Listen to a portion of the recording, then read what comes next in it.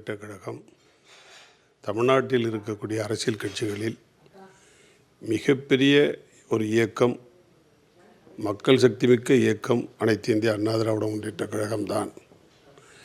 எதிர்க்கட்சி பல்வேறு கட்சிகளை இணைத்து கூட்டணி அமைத்து எண்ணிக்கையில் அதிக கட்சிகளை இணைத்து விட்டதாக அவர்கள் ஒரு பிம்பத்தை ஏற்படுத்துகிற காரணத்தால் கூட்டணி வேண்டும் என்று எதிர்பார்க்கப்படுகிறது.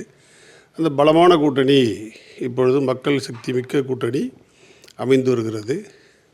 இது இறுதி வடிவம் பெறுகிற சூழலுக்கு வந்திருக்கிறது. நாளைக்கு நடக்க போகிற கூட்டத்தில் ஒரு 5 லட்சம் பேர் கூடுவாங்க அப்படின்னு சொல்லிட்டு எடப்பாடியா சொல்லியிருக்காங்க. அதோட இது மோடியோட முதல் தேர்தல் பிரச்சாரம் மாதிரி இங்கே நம்ம இதில் நடக்க போகுது. அது எப்படி நடக்கும் அப்படின்னு சொல்லிட்டு அனைத்து இந்திய அண்ணா திராவிட முன்னேற்றக் கழகம், பாரதிய ஜனதா கட்சி, அதே போல் பாட்டாளி மக்கள் கட்சி, அமமுக போன்ற பிற இயக்கங்களும் சேர்ந்து நாளைய தினம் மோடி அவர்கள் பேசுகிற கூட்டத்தில் 5 லட்சம் பேர் வருவார்கள் என்று எதிர்பார்க்கிறார்கள். அதை விட கூடுதலாக கூட வருவதற்கு வாய்ப்பு இருக்கிறது. ஏனென்றால் 5 ஆண்டுகளுக்கு ஒரு முறை நடைபெறுவது தேர்தல். அந்த தேர்தலுக்கு முதல் பொதுக்கூட்டம் இது, கூட்டணி தலைவர்கள் கலந்து கொள்கிற கூட்டம் இது, எதிர்பார்ப்புகள் அதிகம் இருக்கிற கூட்டம் இது. எனவே என்ன கருத்துக்கள் என்பதை தெரிந்து கொள்வதற்காக, தலைவர்களை ஒன்றாக மேடையில் பார்ப்பதற்காக கூட்டம் எதிர்பார்க்கிற கூட்டத்தை விட அதிகமாகவே வரும். திமுக ஆட்சி முடிய போகுதுன்னு சொல்லிட்டு புதிய திட்டங்கள்லாம் அறிவிக்கிறாங்க. திமுகவுக்கு தேர்தல் பயம் வந்துருச்சா? திமுக தோற்கப் போகுது என்பதை விட திமுக இந்த தேர்தலில் ஒட்டுமொத்தமாக அழியப்போகிறது என்கிற சூழல் ஏற்பட்டிருக்கிறது. காரணம், ஒவ்வொரு துறைகள் தோறும் அவர்கள் தோல்வியை கண்டிருக்கிறார்கள். மக்கள் கோபத்தில், கடுமையான கோபத்தில் இருக்கிறார்கள். எனவே அதை தமிழ்நாட்டு மக்களை பொறுத்தவரை அவர்களுடைய கோபத்தை வாக்குச்சீட்டில் அந்த ஒரு விரல் புரட்சி மூலமாக காட்டுவார்கள். எனவே திராவிட முன்னேற்றக் கழகம் இந்த தேர்தலில் மாபெரும் தோல்வியை, வெற்றி வாய்ப்பை இழக்கும், மாபெரும் தோல்வியை சந்திப்பார்கள். இப்போ திமுகவில் உதயநிதி ஸ்டாலின் தான் முதலமைச்சர் அப்படின்னு சொல்லிட்டு ஒரு பேச்சு அடிபட்டுச்சு. இப்போ அவங்களே இல்லை, ஸ்டாலின் தான் முதலமைச்சர் அப்படின்னு சொல்லி ஒரு பேச்சு போயிட்டுருக்கு. அதை எப்படி பார்க்குறீங்க? 2011 நடைபெற்ற சட்டமன்ற தேர்தலில் இன்றைய முதலமைச்சராக இருக்கிற திரு ஸ்டாலின் அவர்கள் அன்றைக்கு துணை முதலமைச்சராக இருந்து தேர்தலை சந்தித்தார்கள். அப்போது அண்ணன் சைதை துரைசாமி அவர்கள் மிக குறைந்த வாக்குகள் வித்தியாசத்தில் தான் தோற்றார்கள் என்று அறிவித்தார்கள். அது உண்மையான தோல்வி அல்ல. ஆட்சி அதிகாரத்தில் இருந்தவர்கள் அந்த தேர்தலை அவர்களுடைய விருப்பம் போல நடத்தி கொண்டார்கள் என்பது நடைபெற்று கொண்டிருக்கிற உச்சநீதிமன்ற வழக்குகள் மூலமாக வெளியே வந்து கொண்டிருக்கிறது. அந்த தீர்ப்பு மிக விரைவில் வெளியே வரும் என்று எதிர்பார்க்கப்படுகிறது.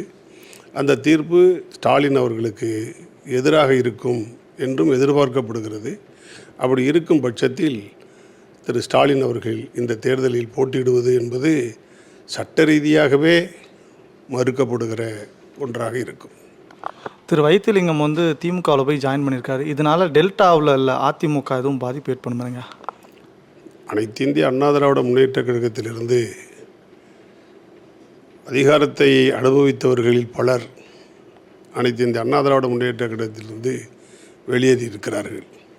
ஆனால் அனைத்து இந்திய அண்ணா திராவிட முன்னேற்றக் கழகத்தில் புரட்சி தலைவர் வாழ்க, புரட்சி தலைவி அம்மா வாழ்க, புரட்சி தமிழர் எடப்பாடியார் வாழ்க என்று சொல்லுகிற எந்த ஒரு தொண்டனும் தன்னுடைய நிறத்தை மாற்றிக்கொள்வதாக இல்லை. இதுதான் இதுகாலம் வரை இருக்கிற சரித்திரம். எனவே தனி ஒரு மரமாக, தனி ஒரு மனிதனாக போகலாமே தவிர அவர்கள் பின்னால் எவரும் போவார்கள் என்பதற்கு இதுவரை சான்று இல்லை, இனிமேலும் சான்று வரப்போவதில்லை. திரு எடப்பாடி ஐயா வந்து கொண்டு வந்த திட்டங்கள், இந்த ஒரு 5 வாக்குறுதி, தேர்தல் வாக்குறுதி கொடுத்துருக்காங்க. அது மக்கள்கிட்ட எப்படி வரவேற்பு பெற்றிருக்கு? அதாவது தேர்தல் வருவதற்கு முன்பாக, தேர்தல் வாக்குறுதிகள் எவரிடமிருந்து வருவதற்கு முன்பாகவே நம்முடைய புரட்சி தமிழர் எடப்பாடியார் அவர்கள் பல வாக்குறுதிகளை தெரிவித்திருக்கிறார்கள். இந்த 5 வாக்குறுதிகளுக்கு முன்பாக எழுச்சி பயணத்தின் போதும் கூட எடப்பாடியார் அவர்கள் தாலிக்கு தங்கம் தொடர்ந்து வழங்கப்படும், திருமண தம்பதியருக்கு பட்டுச் சேலை, பட்டு வேஷ்டி வழங்கப்படும் என்கிற உத்தரவாதத்தை எல்லாம் வழங்கியிருக்கிறார்கள். இது எப்படி நாட்டுக்கு நீர், நிலம், நெருப்பு, காற்று, ஆகாயம், இந்த 5 பஞ்சபூதங்கள் என்று சொல்வார்களே, அதுபோல் இப்போது 5 திட்டங்களை அறிவித்திருக்கிறார்கள் எடப்பாடியார் அவர்கள். இந்த 5ம் உன்னதமான, சிறப்புமிக்க, அற்புதமான திட்டத்தை அறிவித்திருக்கிறார்கள். இது மகத்தான வரவேற்பை பெறும். நம்ம நாகப்பட்டினம் தொகுதி எப்படி இருக்குங்க? பொதுவாக தமிழ்நாடு இன்றைக்கு எடப்பாடியாருடைய தலைமையிலான கூட்டணிக்கு பின்னால் மக்கள் வாக்களிக்க தயாராக இருக்கிறார்கள். அதில் நாகப்பட்டினம் மாவட்டமும் இணைந்தே வெற்றியை பெற்றுத்தரும்.